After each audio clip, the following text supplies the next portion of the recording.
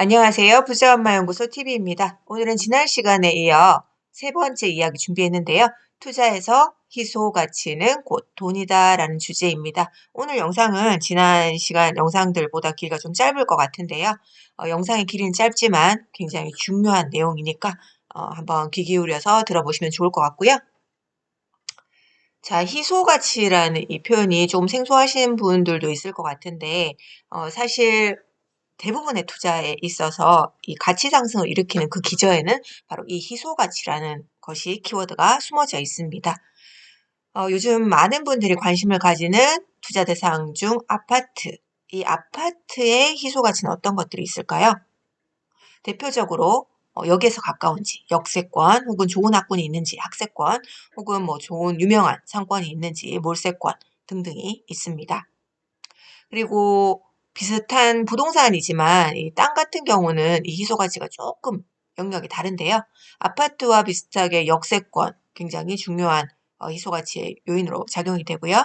그리고 고속도로 IC에 얼마나 가까이 붙어져 있는지, 그리고 주위에 산업단지 혹은 신도시가 있는지 등등이 바로 이 땅의 희소가치를 결정하는 요인이 됩니다. 자, 부동산만 그런 게 아니죠. 주식은 어떤가요?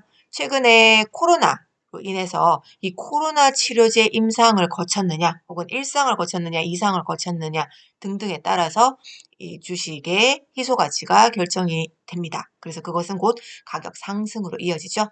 그 외에도 뭐 전기차 같은 경우에 관련 재료를 독점 생산한다 등등의 어떤 이 주식을 대체할 수 없는 그런 가치를 가진 주식들은 주가가 빠르게 상승하는 그런 경향이 있습니다. 이것도 역시나 희소가치와 관련된 내용이죠.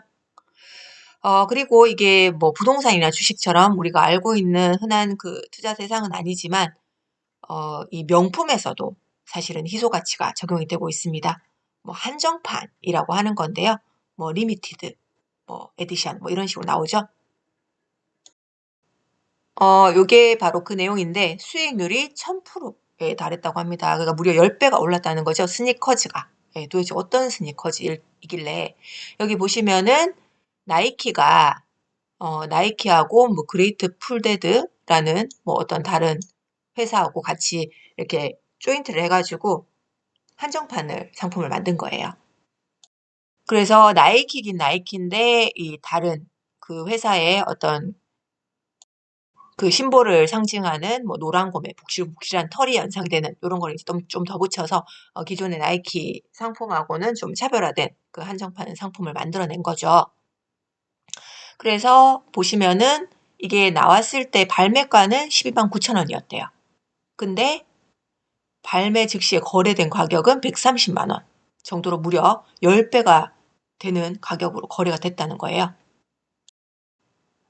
이런 경우는 이번이 처음이 아니라는 거죠. 뭐 지난 5월에 발매된 뭐 나이키하고 또 다른 또 회사와 그 조인트해서 만든 리미티드 에디션 한정판 스니커즈 같은 경우에도 12만 9천 원에 발매가 됐다가 130만 원이 넘는 가격에 거래가 되고 있다고 합니다. 그래서 뭐 단기간에 1000% 넘는 수익은 가볍게 올린다 이렇게 얘기를 하고 있죠. 그래서 많은 분들이 이 시장에 대해서 익숙하진 않지만 실제로 이런 일들이 일어나고 있다는 거죠. 그래서 그냥 운동화일 뿐인데 사람들은 왜 10배나 되는 가격을 주고 사냐는 거죠. 예, 그 원인은 바로 희소가치에 있다는 겁니다. 이 운동화가 무한정 생산이 된다면 사람들이 이렇게 높은 가격을 주고 사려고 하지 않겠죠. 예. 그리고 그 외에도 왜 홈쇼핑에서 마감 임박 10분 전, 예, 오늘만 판매합니다. 이런 거 뜨면 사람들 막 마음이 조급해지기 시작하죠. 예. 이것도 역시나 이게 그 수량이 얼마 남지 않았다? 어떤 희소 가치에 대한 그 어필과 비슷한 거예요. 그래서 어 결국은 희소 가치는 돈이라고 하는 것은 공급과 수요의 법칙을 의미합니다. 즉 공급보다 뭐가 많다? 수요가 훨씬 많다. 공급이 훨씬 적을 때 이 희소 가치가 올라가게 되고 이것은 가격 상승으로 이어진다는 거죠. 그래서 최근에 그 아파트 시장 같은 경우도 보면 계속 이런 얘기 나오잖아요. 공급에 비해서 갖고 싶어 하는 사람들이 많다. 예, 공급이 너무 부족하다.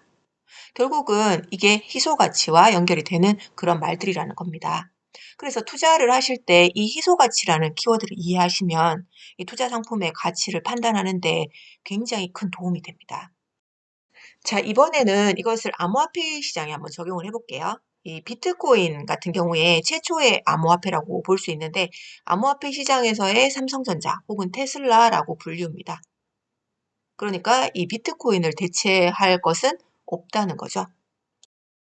그런데 만약에 이 비트코인이 무한정 만들어지는 그런 상품이라면 사람들이 갖고 싶어 할까요? 그렇지 않겠죠. 뭐 언제든지 살 수 있는데 왜 갖고 싶어 하겠어요? 그렇지만 비트코인의 발행량은 정해져 있다는 거예요. 예, 딱 2,100만 개까지만 채굴이 됩니다. 그것은 바로 앞서 말씀드렸던 희소 가치와 연결이 되는 거죠. 그래서 이 2,100만 개가 한꺼번에 나오는 게 아니라 이 반감기라는 형식의 어떤 프로세스를 통해서 나오게 되는데요. 요즘에는 이제 네이버에 검색을 해보시면 암호화폐 관련된 그 용어들이 너무 정리가 잘 돼 있어요. 예, 이제는 예전보다 워낙 이 사람 관심 가지시는 분들이 많고 이 투자가 점점 보편화되고 있다 보니까 그래서 여기 보시면은 약 4년을 주기로 전체 발행량이 제한되고 있다고 이렇게 얘기를 하는데요. 2009년에 비트코인이 처음 생성된 이후에 2012년, 2016년, 2020년, 작년이죠. 세 차례에 걸쳐서 반감기를 맞았고요.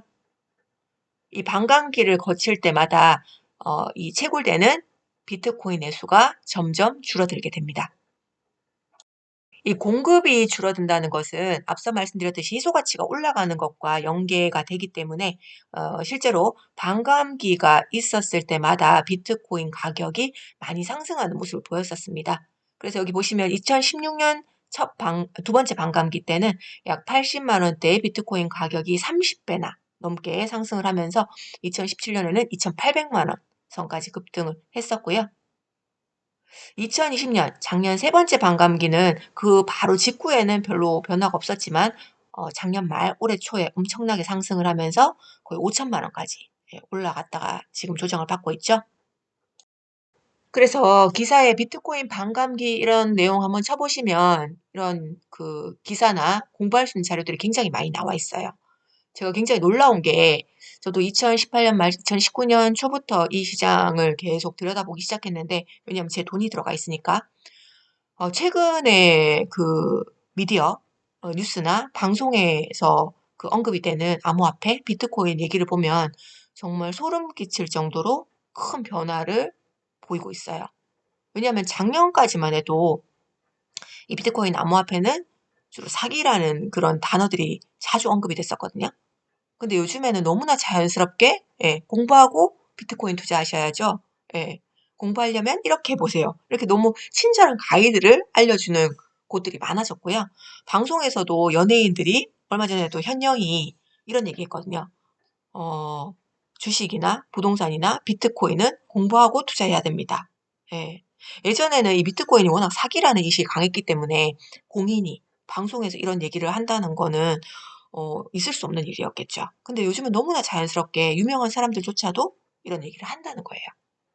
그래서 어쨌거나 보시면 2,100만 개 중에서 현재 유통 가능한 비트코인, 그러니까 채굴이 된 비트코인은 약 1,800만 개 정도 된다고 하고요. 그 비트코인의 어떤 가치를 크게 보는 사람들이 하는 얘기를 들어보면 이 희소 가치라는 키워드가 꼭 들어갑니다. 그래서 지난 시간에 제가 그 자산 운용사가 아님에도 불구하고 일반 기업 중에 비트코인에 대해서 엄청나게 투자 회사가 있다고 말씀을 드렸는데 나스닥에 상장한 그 IT 기업 마이크로 스트래티지가 그 회사입니다. 최근에 그 한 3,500만 원, 600만 원일 때도 그 비트코인을 추가 매수했다고 트위터에 발표를 했죠. 그래서 마이크로 스트래티지 대표가 이야기하는 걸 보면 여기서도 희소 가치를 이야기하고 있습니다. 예. 공급량이 2,100만 개로 제한돼 있어서 가치가 희소하다. 예.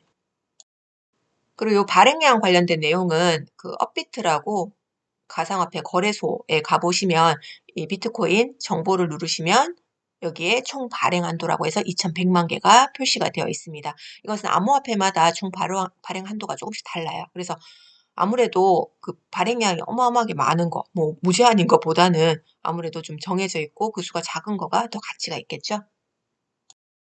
그런데 그 유통 가능한 1,800만 개 중에서도 장기 보유자들이 많아지는 추세이기 때문에 실제로 유통 가능한 수는 점점 줄어들고 있다는 게 더 큰 고려의 포인트거든요. 그러니까 계속 장기로 가져가려는 사람들이 많다는 거는 어쨌거나 이 비트코인의 가치를 크게 본다는 거거든요. 마치 우리가 예전에 금을 가지고 싶어 했던 것처럼 이 장기 보유하는 그 비트코인 홀더들, 특히 고래들, 큰손이라고 하죠. 많은 비트코인을 가진 그 고래들이 장기 보유한다는 것은 지난 시간에 올려드린 그 사이트를 보시면 확인을 하실 수 있는데요. 뭐 2011년 혹은 뭐 그 이전에 비트코인을 10,000개씩 혹은 그 이상 산 고래들이 그 이후에 팔지 않고 계속 가지고 있는 그 계좌의 모습을 확인을 하실 수가 있습니다. 이 비트코인의 가치를 크게 보지 않았다면 그냥 2017년 말 그렇게 폭등했을 때 2011년도에 산 걸 팔아버렸겠죠. 근데 2017년 그렇게 올랐을 때도 팔지 않았다는 거예요. 그리고 지금까지도 계속 갖고 있는 고래들이 상당히 많다는 겁니다. 그리고 지난 시간에 말씀드린 것처럼 오히려 이렇게 큰 손들은 오래 가져가려는 경향이 있는데 개미들은 아직까지 그 이 시장의 가치를 못 보고 있기 때문에 계속 단타만 치고 있는 거죠. 예. 언제 떨어질지 모른다는 그 불안감 때문에 들어갔다가 조금만 먹고 나오고. 예. 현재 미국 기준으로는 인구의 10% 정도가 비트코인에 투자해서 보유를 하고 있다고 합니다.